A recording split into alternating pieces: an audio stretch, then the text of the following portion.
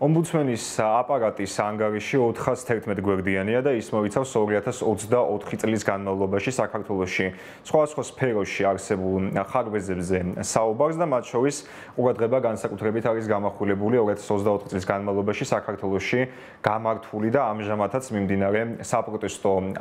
აქციებზე, მათ შორის არის მოხსენებული ეგრეთ წოდებული გამჭვირვალობის კანონის საწინააღმდეგო აქციები, რომლებიც მიმდინარეობდა 2024 წლის გაზაფხულზე აპრილიდან ივნისის ჩათვლით და ასევე პროევროპულ საპროტესტო დემონსტრაციებზე, რომლებიც 2024 წლის 28 ნოემბრიდან დაიწყო. ამ კონტექსტში სახალხო დამცველი საუბრობს შინაგანსაქმეთა სამინისტროს წარმომადგენელთა მხრიდან ძალადობის სისტემურ ხასიათზე და ასევე ადამიანის უფლებების სისტემურ დარღვევაზე. ამ კონტექსტში ნახსენები არიან როგორც მშვიდობიანი მოქალაქეები, დემონსტრანტები, რომლებიც გამოხატავენ თავიანთ პროტესტს ქვეყანაში შექმნილ პოლიტიკურ მდგომარეობასთან დაკავშირებით, ისე მედიის წარმომადგენლები, რომლებიც როგორც ანგარიშია ნათქვამი, ხშირად გამხვდარან საპოლიციო ძალების მხრიდან არაადამიანური მოპყრობის ფაქტის მსხვერპლნი. ლევან იოსელიანი კვლავ პრობლემად ასახელებს სამართალდამცველთა ეკიპირებაზე მაიდენტიფიცირებელი ნიშნების არარსებობას. პოლიციელთა მხრიდან უფლებამოსილების გადამეტების ფაქტებზე საუბრისას ლევან იოსელიანი ახსენებს მედიის წარმომადგენლებზე, კონკრეტულად პროევროპული საპროტესტო აქციებისას პროფესიულ მოვალეობაში ხელის შეშლის ფაქტებზე, მათ შორის არის რამდენიმე მაგალითი მოყვანილი, როდესაც ჟურნალისტები პროფესიული მოვალეობის შესრულებისას გამხდარან როგორც შინაგანსაქმეთა სამინისტროს წარმომადგენელთა, ასევე ამ დრომდე დაუდგენელ პირთა ძალადობის სამიზნენი. ასევე გარდა აქციაზე მუშაობისა სახალხო დამცველი ჟურნალისტურ საქმიანობის ხელის შეშლაზე საუბრობს იმ კონტექსტში, როდესაც მაგალითად როგორც ომბუდსმენი აცხადებს, მედიის წარმომადგენლებს არ ეძლეოდათ პარლამენტში შესვლის საშუალება, აქ იგულისხმება ონლაინ მედიის წარმომადგენლები, ეგრეთ წოდებული უსაფრთხოების ყვითელი დონის პერიოდულად ამოქმედების დროს, როგორც ცნობილია,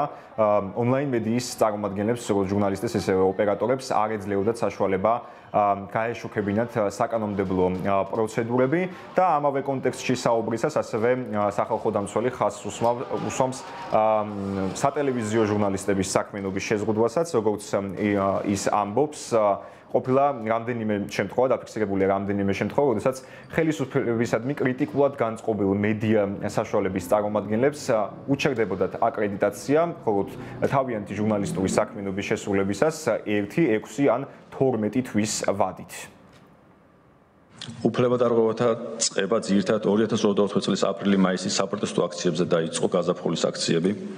გაზაფხულის საპროტესტო აქციებზე ჩადენილი ძალადობის ფაქტებზე სამართალდამცავი ორგანოების თანამშრომლებისთვის პასუხისმგებლობის დაუკისრებლობა,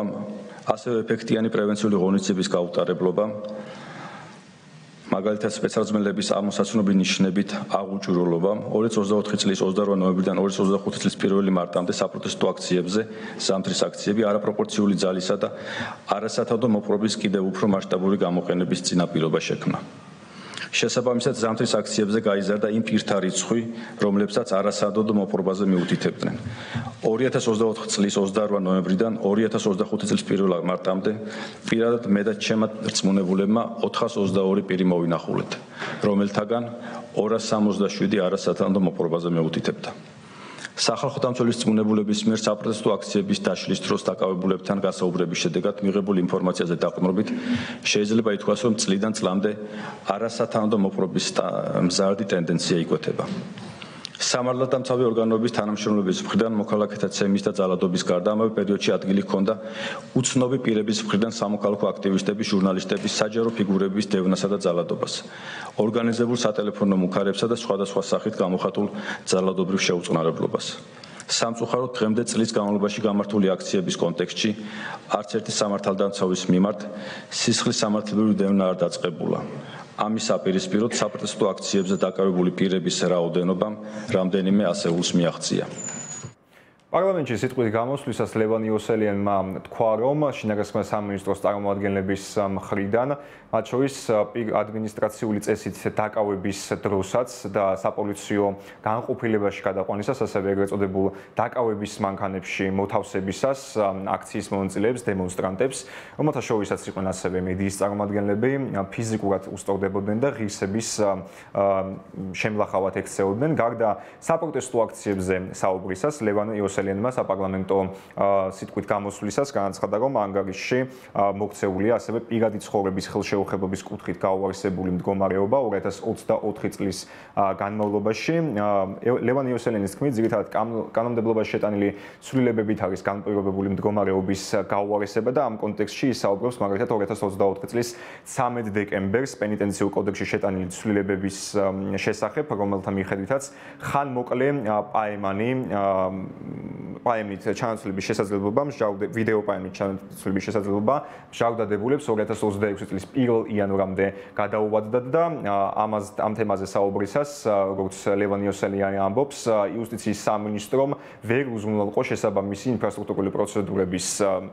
წარმართვა და ვერ უზრუნველყო მატერიალურ-ტექნიკური მზადყოფნა პენიტენციური დაწესებულებების. ამ კონტექსტში ანგარიში საუბარია ასევე სასჯელ ახსულების დაწესებულებების ინფრასტრუქტურულ მდგომარეობაზე და აცხადებს, რომ 2024 წელსაც ამ მხრივ კვლავ რჩება ეს ერთ-ერთი მთავარ გამოწვევად ამ სფეროში. ასევე ომბუდსმენი საუბრობს ქალთა უფლებრივ მდგომარეობაზე და აცხადებს, რომ ფემიციდის შემთხვევები წლიდან წლამდე კვლავ მზარდი ტენდენციით არის წარმოდგენილი და ანგარიშში ის აცხადებს, რომ ამაში არის პრობლემა, როგორც ამ მხრივ პრობლემა არსებობს როგორც კანონმდებლობაში, ასევე სახელმწიფოს მიერ გადადგმულ მისი შეფასებით არაეფექტურ ნაბიჯებში უფლებრივ მდგომარეობაზე საუბრისას ის ასევე აცხადებს, რომ გაუარესებულია LGBT თემის უფლებები საკანონმდებლო დონეზე, როდესაც ქართულმა ოცნებამ დაჩქარებული წესით მიიღო არასრულწლოვანთა დაცვის და ოჯახური ღირებულებების შესახებ კანონი, რითაც შეზღუდა უფლებადამცველებისა და ომბუდსმენის განმარტებით თემის უფლებები. ფემიციდი გამოკვეთა 16 შემთხვევაში, ხოლო ფემიციდის მცდელობა 13 შემთხვევაში. სამწუხაროდ 2024 წელსაც ვლინდება შემთხვევები, როდესაც შესაძლო ძალადობის შესახებ სახელმწიფოს ინფორმირებულების მიუხედავად ქალის კვლევების მცდელობის თავიდან არიდება ვერ მოხერხდა. განსაკუთრებით პრობლემური იყო ამნისტიის შედეგად პენიტენციური დაწესებულების დატოვების შემდგომ დამცავი ორდერის პირობებში ყოფილი მეუღლის მკვლელობა, რაც კიდევ ერთხელ მიანიშნებს მოძალადეთა რეაბილიტაციისა და რისკების სწრაფად შეფასების სასიცოცხლო აუცილებლობაზე. ფემიციდის შემთხვევებზე განხორციელებული მონიტორინგის შედეგად იკვეთება, რომ ფემიციდის საფუძვლად უდევს საზოგადოებაში ქალის მიმართ როლის დისკრიმინაციული და სტერეოტიპული შეხედულებები. თუმცა ამავე დროს საგულისხმოა, რომ წლების განმავლობაში განხორციელებული დაკვირვებით ფემიციდის დანაშაული დაკავშირებულია განათლებისა და დასაქმების პრობლემებთანაც, რაც ადასტურებს პრობლემის კომპლექსურ ხასიათს და შესაბამისად ეს საკითხი გათვალისწინებული უნდა იყოს ფემიციდის წინააღმდეგ სახელმწიფო პოლიტიკის დაგეგმვისა და განხორციელების პროცესში. სახალხო დამცველის ანგარიში ცალკე თავი ეთმობა ასევე რუსეთის მიერ ოკუპირებულ საქართველოს ტერიტორიებზე არსებულ უფლებრივ მდგომარეობაზე, როგორც იქ მცხოვრებ ეთნიკური ქართველების ნაწილში, ასევე ეგრეთ წოდებული საზღვის მიღმა მცხოვრებ მოსახლეობაზე. ომბუდსმენი განმარტავს, რომ 2024 წელს კვლავ აქტუალური რჩება და კვლავ სამწუხაროდ პრაქტიკად რჩება ის, რომ მოქალაქეთა უკანონო გატაცება დაკავების შემთხვევები კვლავ მზარდია და მიუხედავად იმისა, რომ სახელმწიფოს ჩართული აქვს ყველა შესაბამისი ადგილობრივი თუ საერთაშორისო მექანიზმი, ეს პრაქტიკა კვლავ გრძელდება საოკუპაციო ძალების მხრიდან და რიგ შემთხვევებში ეს სრულდება ფატალურად, როდესაც საქართველოს მოქალაქეებს არ აქვთ თავისუფალი გადაადგილების საშუალება საკუთარ სამშობლოშივე, ასევე ამ კონტექსტში და ამ ნაწილში ომბუდსმენი საუბრობს, რომ ეთნიკურად საქართველოს მოსახლეობას არ აქვს თავისუფალი გადაადგილების, განათლებისა და ჯანმრთელობის სერვისების მიღების საშუალება და ამ მხრივ ის მოუწოდებს როგორც ხელისუფლებას, ისე საერთაშორისო პარტნიორებს უფრო მეტი ძალისხმევა ჩადონ, რათა მდგომარეობა გაუმჯობესდეს. სხვა საკითხებსაც შეეხო ომბუდსმენი 411 გვერდიან ანგარიში, მათ შორის არის ერთ-ერთი საკვანძო საკითხი პოლიტიკურ ნაწილში, რომელიც შეეხება 2024 წლის 26 ოქტომბერს გამართულ საპარლამენტო არჩევნებს. ომბუდსმენის თანახმად 26 ოქტომბერს 37 დანაშაულებრივი შემთხვევა დაუფიქსირდა, რის გამოც მათ მიმართეს პროკურატურას და ფაქტებთან დაკავშირებით გარკვეულ შემთხვევაში უკვე დაწყებულია გამოძიება, თუმცა ომბუდსმენი მიუთითებს, რომ ცალკეულ შემთხვევებში საგამოძიებო უწყებებს ეფექტური შედეგი არ დაუდიათ გამოძიების ნაწილში. ასევე ომბუდსმენი საუბრობს შრომითი უფლებების გაუარესებაზე, შრომითი ანაზღაურების პრობლემაზე საქართველოში და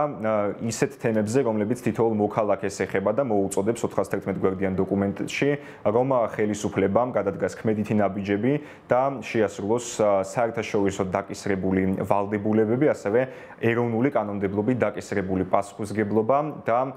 კონკრეტული ნაბიჯები გადადგას არსებული მდგომარეობის გასაუმჯობესებლად სხვადასხვა მიმართულებით.